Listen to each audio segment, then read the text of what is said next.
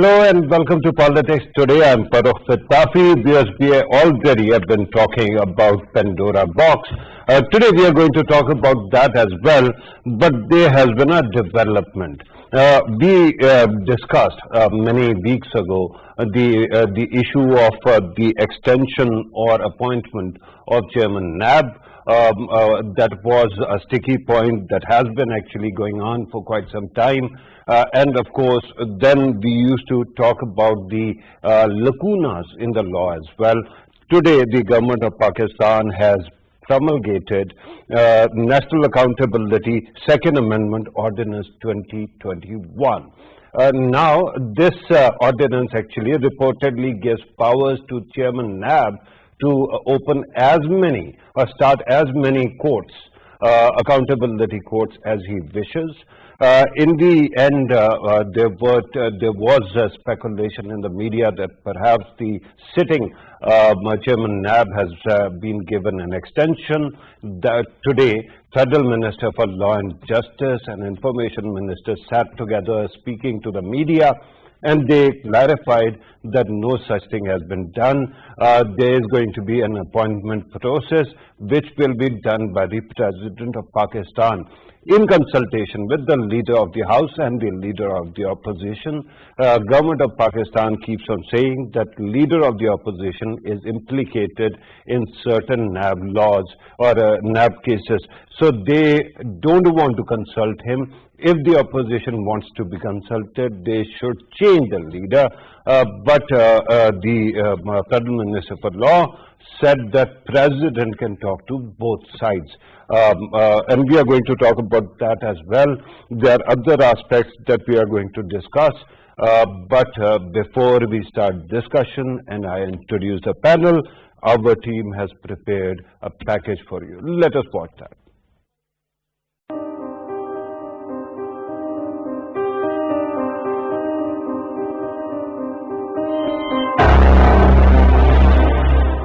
The government is facing pressure from all quarters due to the Pandora Papers leak and the tussle over the appointment of the chairman of National Accountability Bureau. The Pandora Papers leak revealed the names of almost 700 Pakistani offshore company holders. The Pandora Papers include names of ministers, bureaucrats, military officers and media moguls. The FIA, NAB and FBR will be investigating all those named in the Pandora Papers. On the other hand, the PTI government has decided to not consult with the opposition over the appointment of next chairman of the National Accountability Bureau. There will be a conflict of interest because the leader of opposition is facing multiple corruption charges himself. Federal Minister for Information and Broadcasting, Fawad Chaudhry, stated that consulting with the opposition would be concurrent to letting criminals decide their own investigative officers. Without the appointment of Chairman NAB, the investigation into the Pandora Papers leak will be delayed. It remains to be seen how the government will tackle this new string of challenges.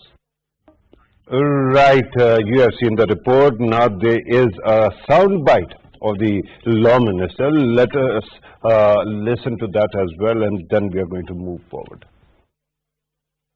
ऐसे amendment लाया जाए कि जो सारा का सारा taxation का मामला है वो सारा का सारा एफबीआर को ही रीडाइवर्ट किया जाए. इससे केस नहीं खत्म होंगे, इससे सिर्फ फॉर्म चेंज हो रहा है. तो अगर कोई प्राइवेट इंसान होल्डर ऑफ पब्लिक ऑफिस से कनेक्टेड नहीं है तो नैब का कोई ज्यूरिसडिक्शन नहीं है. किसी ने ऐसी ओपिनियन दी है, एडवाइस दी है, रिपोर्ट पेश की है. देखिए आज की तारीख में कोई रिपोर्ट देता है, कोई एडवाइस देता है, ओपिनियन देता है, बाद में अगर वो गलत भी साबित हो जाए लेकिन उसकी बदनीयती नहीं है तो उसको भी नैब की ज्यूरिसडिक्शन से निकाला जा रहा है, प्रोवाइडेड उसके अंदर कोई उसका मॉनेटरी गेन नहीं हो, इलीगल गेन ना हो. So the basic change about tenure of the Chairman NAB in this bill is that it actually removes a non-extendable term from the text. That is not all. They empower the position of Prosecutor General, who will be serving in an advisory capacity as well. There are many other aspects which are very interesting. For example, the financial banking sector will be removed from this purview, and FBR's issues as well. Their purview will actually work. We are going to talk about all these matters and more. In the first segment, we are going to try to address the Chairman NAB issue. And then in the second segment, we are going to talk about Pandora papers, but there will be an overlap as well. In order to help us understand these issues, in the studio, I'm joined by Javed Jadoon Saab, who is a senior political analyst. Thank you very much, sir, for being part of the program. On Skype, we are joined by Barrister Abdullah Mumtaz Kalu, who is leader of Pakistan Tehreek-e-Insaf. Thank you very much, Barrister, for joining us. There's another Barrister who very kindly joins us, Barrister Asad Rahim Khan, who's a legal expert, a columnist, a talk show host. And if I start praising him, I think I will have to dedicate the whole program. Thank you very much, Barrister. Thank you so much, for being part of the program. I have to first start with the studio, Javed Jadoon Saab. Your take on all these changes. And surprisingly, the idea that, Supreme Judicial Council used to actually remove Chairman NAB, that has been retained, despite the fact that it is essentially not a judicial body. Thank you very much, Farrukh. I think the appointment or extension of the NAB chief has become quite a controversial topic right now. Because opposition believes that it is non-extendable, while government says that, well, it can be extended till the appointment of new chairman NAB. And that could include the current chairman NAB as well. And secondly, I think they have made quite a few changes in the NAB ordinance, and I think quite positive changes have also been introduced. For example, they tried to sort of protect to an extent the civil bureaucracy from unnecessary intervention on part of NAB, and to an extent they have tried to protect the interests of the business community in the way that they are not exposed to overzealous NAB, because we have seen in the past that NAB started dwelling into certain domains which really created a lot of problem for the government, PTI-led government, because business community was little jittery, little scared about the encroaching attempts of NAB, and even the federal bureaucracy was. Yes, I think attempts they were uncertain because tomorrow, whatever they do under instruction of a politician, they can be apprehended. But I think even Farrukh bureaucracy, we have witnessed that they literally stopped taking initiatives as far as initiation of development projects were concerned, or the financial sort of signing of the papers were concerned, because they were literally scared of the kind of they believe that it is kind of a draconian law that they can nab any bureaucrat even before the investigation is launched, even on the basis of suspicion. They can arrest a bureaucrat, a serving bureaucrat, put him behind bars, and then you can go on to investigate or to inquire about. And ultimately, if we have seen in many cases a couple of very high-profile bureaucrats, they were released ultimately without even sort of formally indicting them. So I think some of the changes are good, but extension, I think, has become really controversial because opposition is not going to sit idle. They might go to the higher judiciary, Supreme Court or the Islamabad High Court to challenge the decision of the government. And let me, with your permission, Barrister Kalu, first I have to go to Barrister Asad Rahim so that I can have a technical framework to understand what has transpired today. Then I'm coming to you for the clarification or explanation by PTI. Barrister Asad Rahim, you have seen the new ordinance, you must have seen the press conference there as well.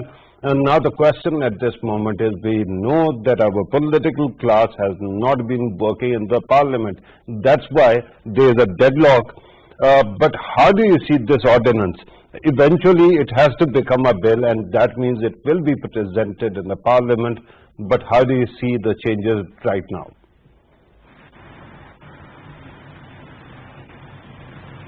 You'll have to unmute your mic. Yes, sorry about that. Thank you for having me, Farrukh. I think the core element remains the emphasis on non-extendable tenure. We saw in previous years when Mr. Irfan Qadir Saab was Attorney General for Pakistan, and before that when he was PG NAB, that this matter was taken up at the highest levels of the Supreme Court, And the reasoning was that the chairman NAB and other relevant posts within NAB have to have a non-extendable limitation. Otherwise, you become beholden to the executive of the day. What the new framework that the current law minister is suggesting is that you phase out the non-extendable provision, and the reasoning he has provided in his press conference is that this will provide a larger pool of candidates. Having said that, though, it does again make you beholden to the executive. The next thing, and I would agree with the previous gentleman, that there are positive developments. You have endeavored to exclude private persons from the jurisdiction of the NAB ordinance without, and we saw this in the previous Law and Justice Division under Mr. Zaid Hamid, without there being too concerted an effort to completely declaw NAB for political reasons. So that would be the positive step that the current dispensation is taking. I do feel, though, that by getting rid of the non-extendable part, you are creating a troubling precedent with regards to the independence of this institution that's already being heavily scrutinized. Right, but why is there a problem in extension? That is a big question. But something else, something technical that I want you to explain. Today, when federal law minister was talking about plea bargain, and then he talked about another thing that is regarding the bureaucrats. He said that people who actually go for VR, I don't know, I thought for a second that it might be virtual reality, but it is not. VR, they will not be allowed to go back to their services. So what is VR and how is it different from plea bargaining? That's a very good question, Farrukh Sahab. VR pertains to voluntary return. And why it is different from plea bargain and why it is also much more controversial than plea bargain is because those persons who are offered a voluntary return by NAB do not have to accept criminal culpability. They are told that there is XYZ amount that you may or may not have taken, return it to us and we will drop the case. It has no legal consequences in terms of acceptance of culpability, in terms of criminal conviction. A plea bargain is different. When you enter into a plea bargain, you are only accepting by way of admission of guilt that you have committed an offense. You are also, for all intents and purposes, convicted under the requisite provision of the NAB ordinance. So a voluntary return, because it was considered a get-out-of-jail-free card, it was heavily deprecated by the Supreme Court. That had a chilling effect on NAB officials actually offering voluntary returns. You've seen them offer VR less and less in previous years. That is the technical difference. Right. Thank you very much for clarifying that. Let me now go to Barrister Carlo. Barrister Carlo, you are representing the federal government, the ruling party. Let me ask you, why is it that you cannot do the simple act of reaching out to the leader of the opposition and just finding a leader of a NAB, no matter whosoever he is?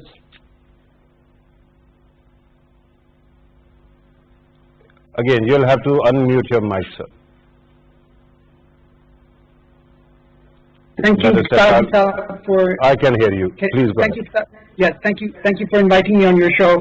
As far as the government's concerned, our stance is very clear, and this is, in essence, that how can we expect a person who's himself under the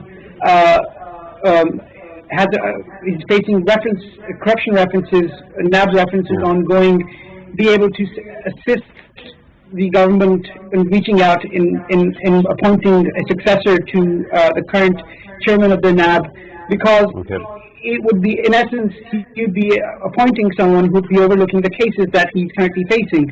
So, in essence, it's a conflict of interest argument, and right. I don't want to.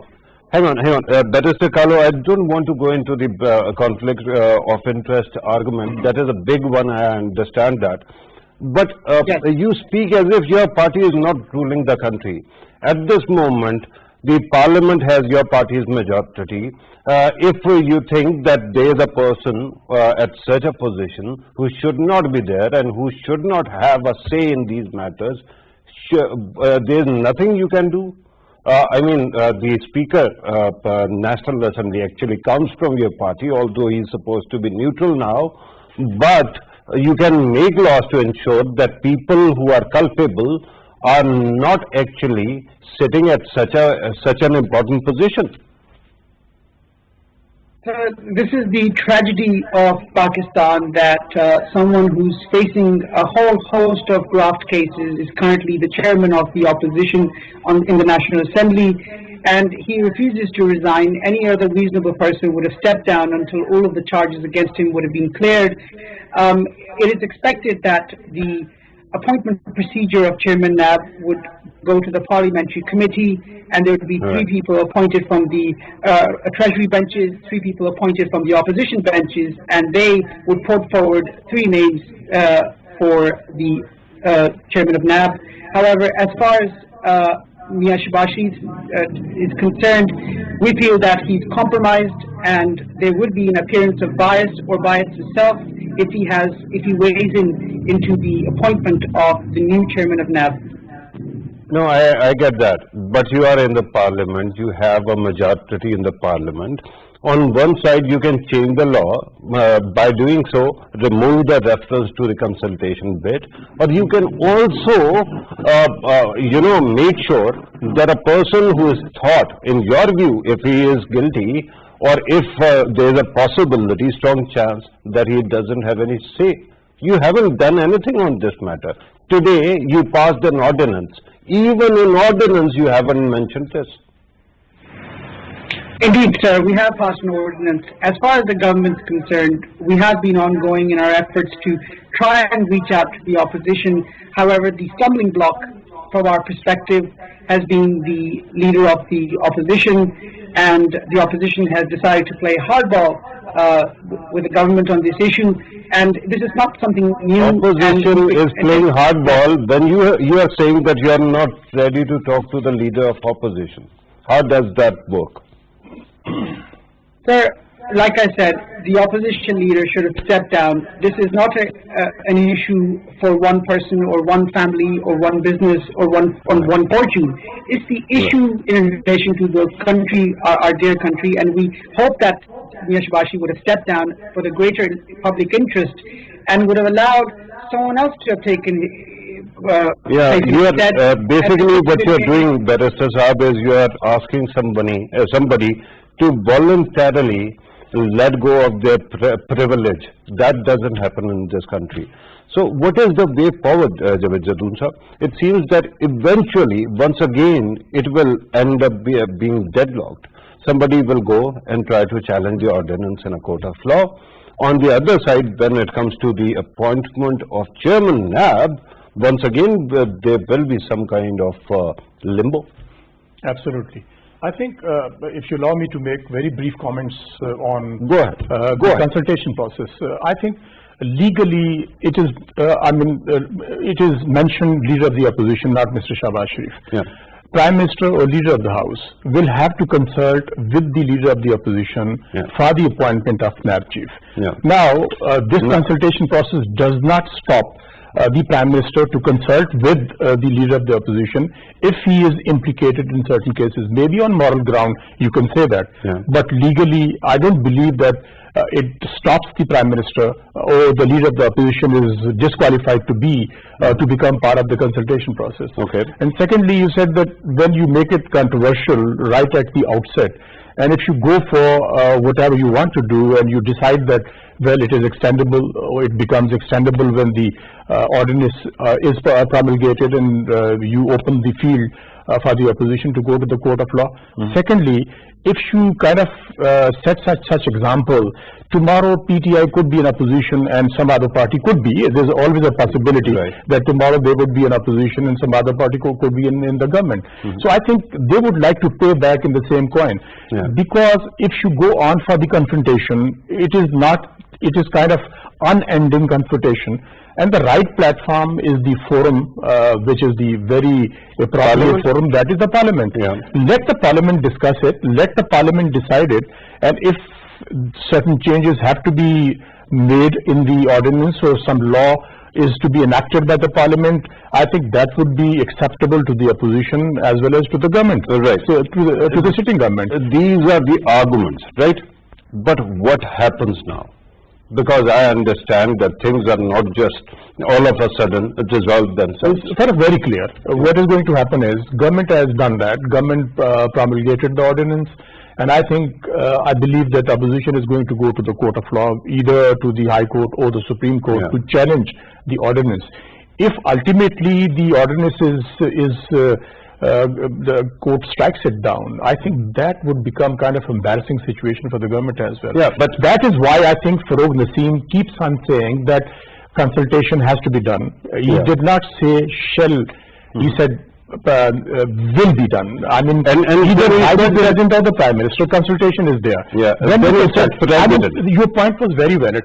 If they are unable to decide, leader of the house and the opposition cannot decide the appointment of the new NAB chief, then it goes to the parliamentary committee, constituted by the speaker, 6 members each, equally represented. And if even they are unable to sort of come to a conclusion, what is going to happen is the incumbent NAB chief will continue. And I think that goes in the favor of the government, because if there is no decision by the two leaders, House and the opposition, and even the parliamentary committee is unable to decide about it, I think that is why they have given the extension to the incumbent chief, that he would continue. And of course, the way he is conducting his business, it is not favorable to opposition. Right, or at least opposition thinks it is not favorable to the opposition. Asad brings up two very interesting aspects. One, the decision, if there is something controversial about the chairman NAB, it will once again under Article 209 will go to the Supreme Judicial Council. We have been agitating this question that it is not a judicial forum when you talk about NAB. Why should its chairman's fate be decided by Supreme Judicial Council, which is essentially has judicial in its name? Shouldn't there be another body to actually ensure what happens? After so many changes, the government has come back to this point. Why? Well, Farrukh Saab, I think the seminal question, which is, do you remove the chairman NAB through regular mechanisms, that tends to be a pretty sticky point for all sorts of dispensations. And the reason you do need some sort of a mechanism, whether that be the Supreme Judicial Council, is because the chairman NAB is perhaps, and I don't mean this expression in the classic sense of the term, but the most politically exposed post in the entire country. If he is to go after federal ministers, former prime ministers, former presidents, party heads with complete immunity, well, maybe not immunity, but with the sort of protection that the law affords him, then you also need to make his removal slightly more difficult.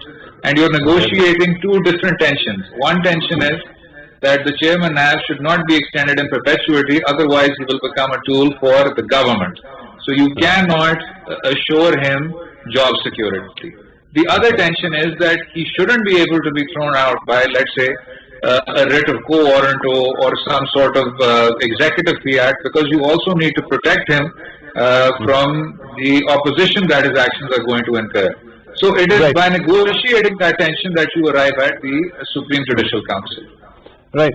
So the idea is that Supreme Judicial Council, which is essentially, and I have great respect for the judicial institutions of the country, but it is not an elected body. The purpose is that it will slow down the process, or it will do something else that, for that matter, a parliamentary body cannot do. Because usually all over the world, such matters end up with the parliamentary committees. Well, the purpose is that it is wrested away from the jurisdiction of those people that might have the greatest interest in removing the chairman NAB, that is to say, the executive and to some extent the representatives that are within the legislature. So you send it to the third branch, which is the judicature, over which NAB does not have jurisdiction, and whose actions do not affect the judiciary in that same sense. Okay, let us spitball here. Let me give you a hypothetical case, right? I understand that the current judicial leadership is above board. They are very capable people, not accused of anything. Tomorrow, if somehow a Chief Justice of Pakistan is under investigation by NAB or a body of judges, what happens when the matter goes to Supreme Judicial Council? Well, that's an excellent question, sir. And now that the Supreme Judicial Council is back in action, we can see what happens. The first thing is that a jurist cannot be investigated by the National Accountability Bureau.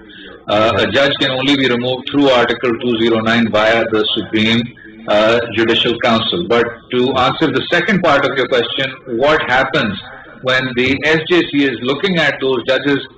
We've seen that in our recent cases, Justice Shaukat Aziz Siddiqui had a different outcome than Justice Qazi Faizisa. Both were Supreme Judicial Council proceedings. Both in fact involved misconduct, and the SJC, the Supreme Court arrived at a different outcome for both judgments. I would just want to take you have moved slightly ahead. I want to actually take you back to what you said earlier. You said that they cannot be investigated, but tomorrow some parliament can make such laws as well. Somebody can be investigated whether it is voluntarily given powers or given away or something else. But if there is some kind of conflict of interest, what happens then? In the interest of spitballing, sir, I think there's two immediate things. The first thing is that the Supreme Court has already held that the legislature cannot infringe on the independence of the judiciary. To the extent that they say that it is a salient feature of our constitution. So I think it would be very difficult for Parliament to actually bring in a new raft of laws in which they can actually make judicial scrutiny something that is subject to something like that. And this is what I love about lawyers. That without actually giving the answer, you have stifled the question at very basic technicality. I'm going to come back to you, and I'm going to come to Barrister Carlo as well. We are told that we have to take a small break. Because when we come back, we are going to continue this discussion. Take a break.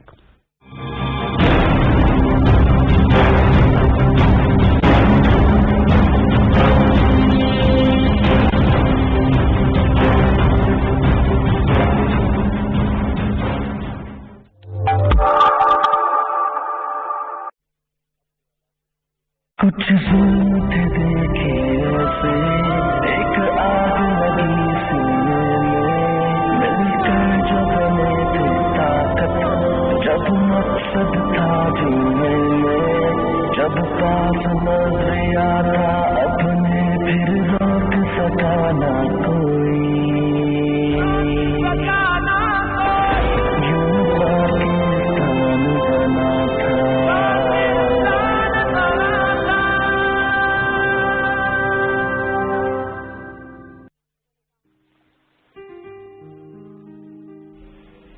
Who am I?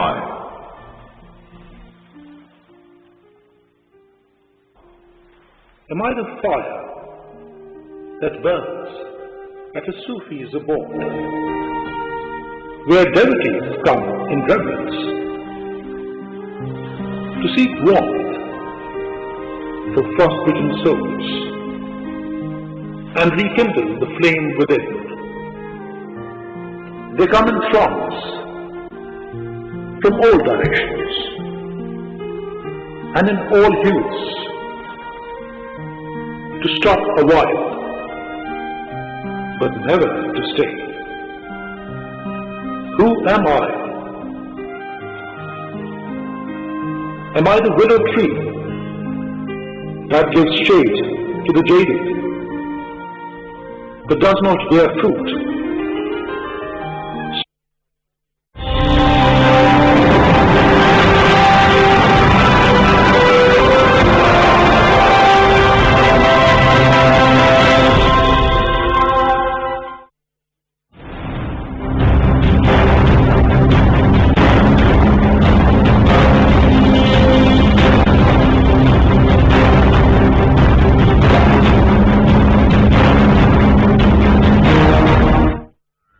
Welcome back.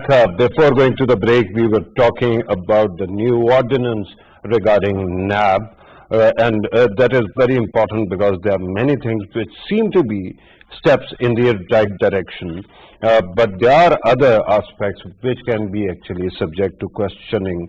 The question that earlier I asked Asad Rahim Saab, do you want to actually conclude that point?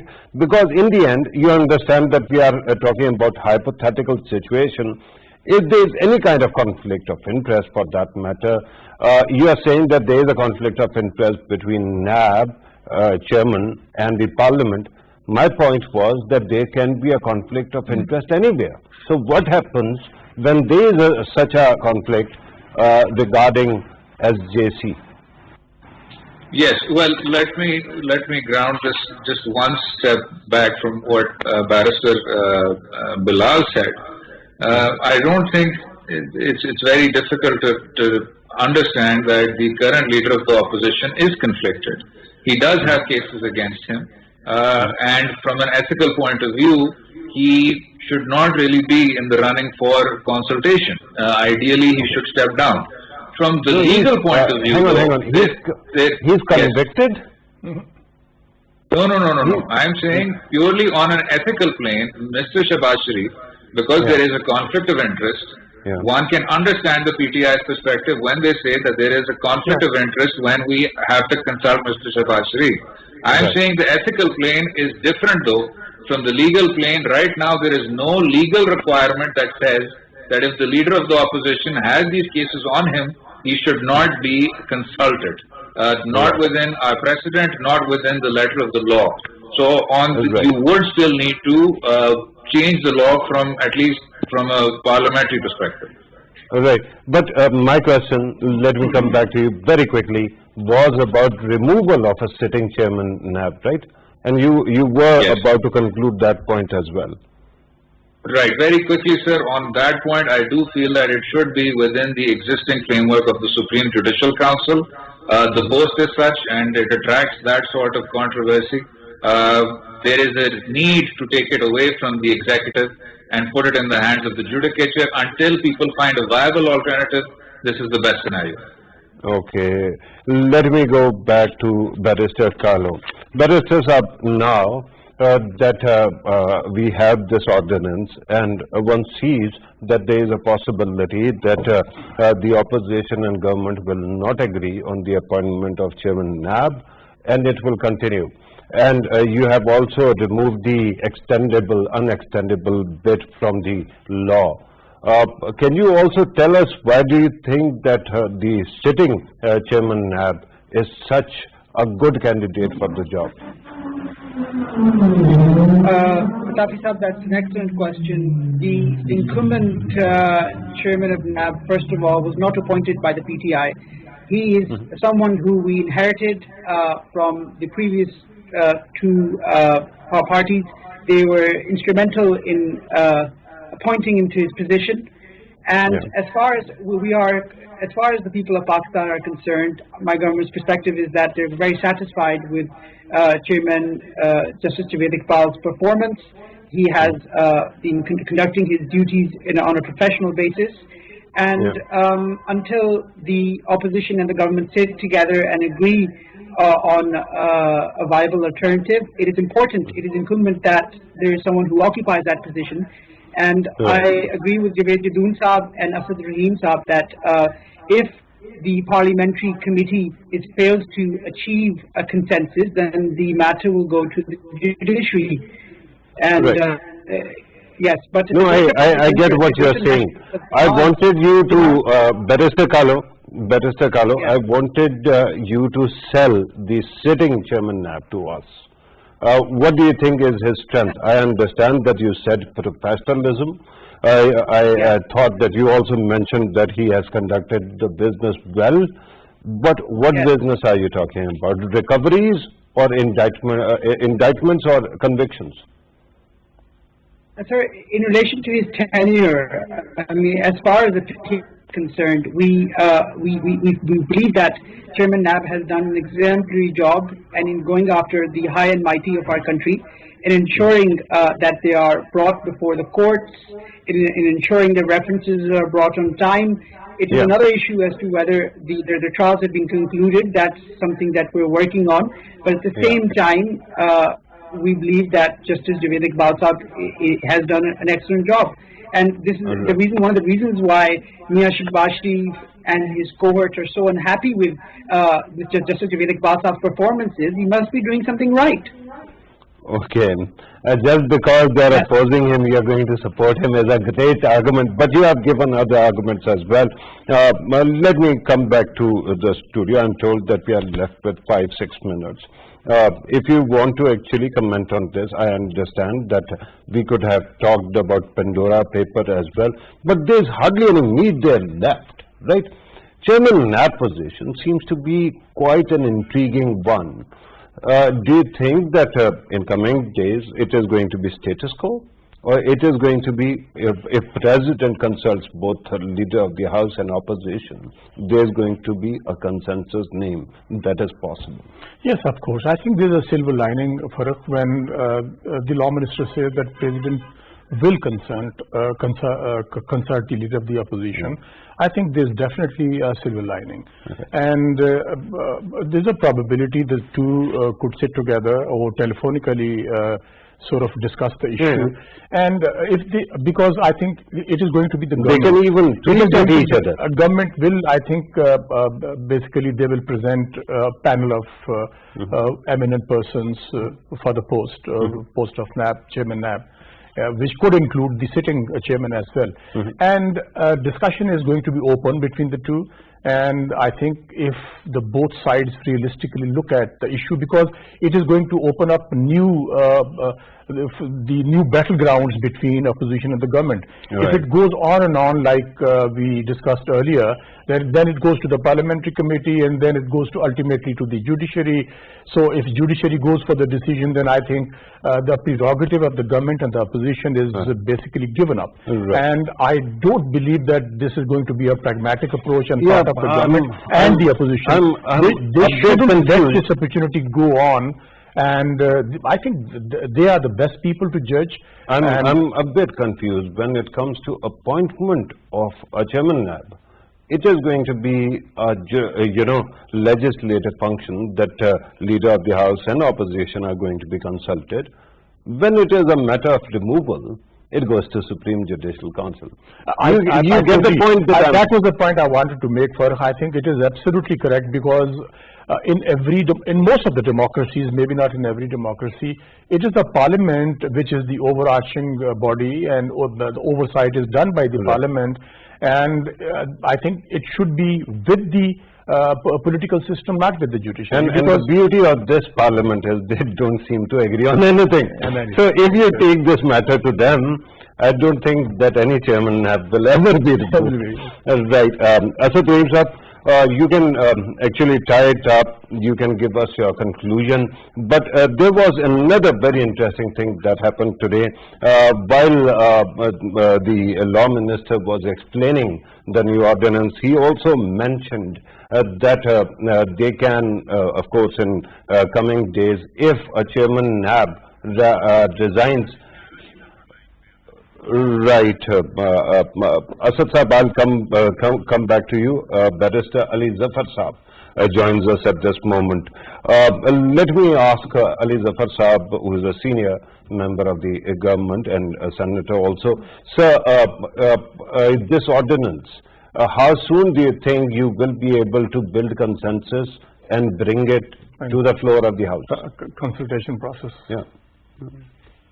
I think pretty quickly, but I think before I go to answer your question, may I just give a brief account of what this ordinance intends to achieve? The existing NAB ordinance has two major gaps, major lacunas. One lacuna is that if a consultation process is going on, and during the consultation process the tenure of the existing chairman finishes, then there is no law which can fill that vacuum and give a continuity to the existing chairman to continue till the new appointment is made. Normally in laws where there is a tenure appointment, there is a continuity clause which says that till the next appointment, the existing chairman shall continue. This provision was missing in this particular ordinance, So you and have therefore taken it's care of necessary to bring the amendment. Right. The second lacuna? That is one lacuna. The second lacuna was that in case the consultation process failed, or there was no agreement between the leader of the House and the leader of the opposition on who is to be appointed, then what is to happen? In the case of the election commissioner, for example, chief election commissioner, the constitution says that in that case, in such a situation, the matter will go to a parliamentary committee.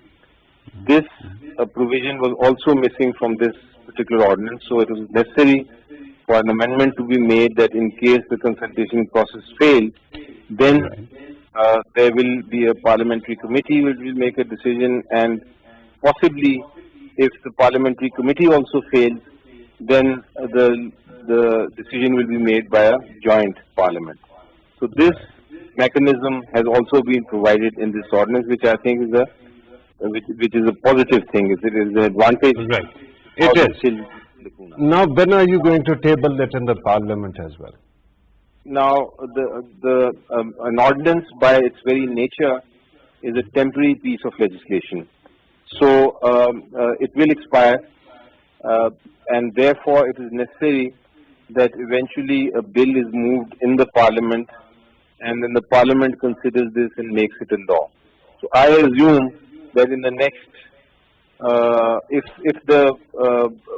if for example the consultation process is not successful, then I assume that this bill in any case is going to go into parliament in the next month. And while the ordinance is still continuing, the bill will then be tabled in parliament for discussion. Right, sir. I'm told that we are left with no time. But sir, thank you very much, sir, for being part of the program. Thank you very much for your valuable time.